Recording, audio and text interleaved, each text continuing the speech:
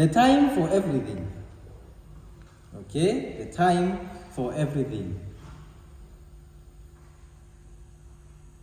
But if you proceeded to verse 11 and 12 of the same chapter, you will find something more nutritious. Do you know what it is? Verse 11 says, He has made everything beautiful in its time. He has also set eternity in the human heart.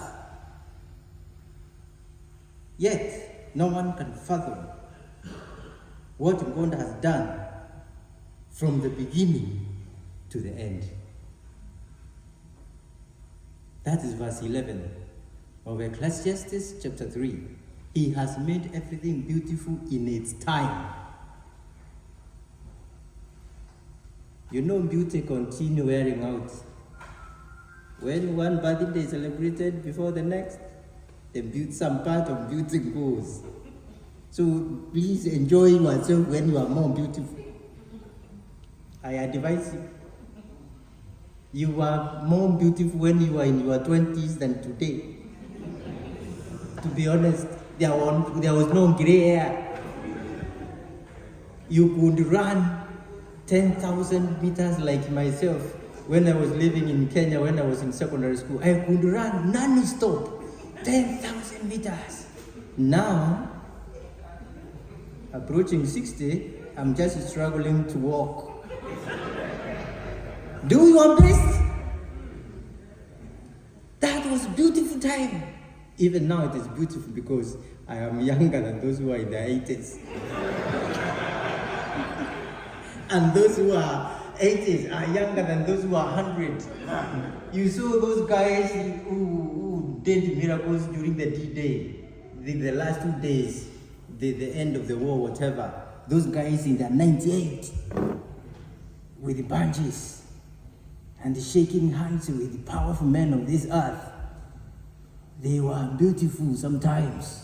They could run, they could fly aircraft, they could jump, they could sleep and rise.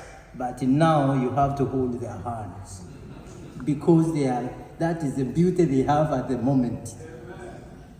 God made things beautiful at their own time. So don't waste your beauty when it is there. He never wasted his. That's why he has to sing voice like this. Powerful, brilliant. University guys, great-grandchildren are coming. More and more, wonderful. That is great. Congratulations, Jasper. I wish you were here, you would tell us more secret of life. But verse 12 says, I know there is nothing better for people to do than to be happy and do good while they live. When you go home, read that one.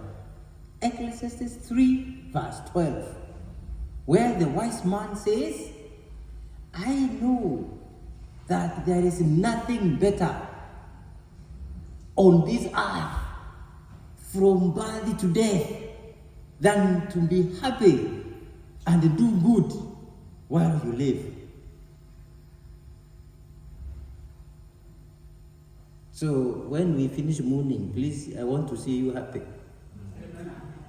Don't remain gloomy like this. You shorten your life. There are people who don't laugh even when miracles happen in their life. They are ever serious. Ever serious, complaining. A smile is too expensive for them. Be happy. But please, do good before you die. I'm trying to do good by giving you a good sermon before I die. I don't know when, but I will die. So please, this is what it says. And finally, Paul says, brothers and sisters, he gives a statement to unify us irrespective of age. Brothers and sisters, Christ died for us. So he died for us so that we can have that eternity Ecclesiastes says God set in our hearts so that they can be authenticated. That connection, the eternity that is talked about thousands of years before Paul was born, is talked about. Create that connection. And I end by saying, you will never go wrong by believing in God.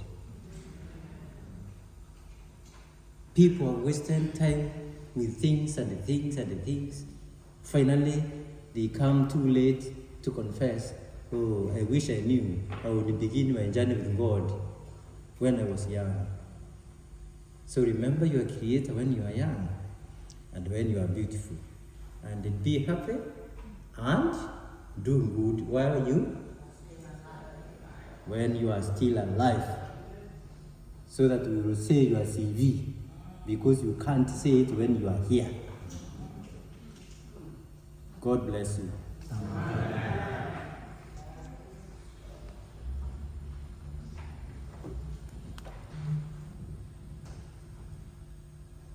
So at this moment we are going to have the offerings, and after the offerings we will have a quick moment of viewing, and we will be extremely strict when viewing so that you don't spend more than 5 seconds, you just pass. So please, the stewards, a quick session for offerings.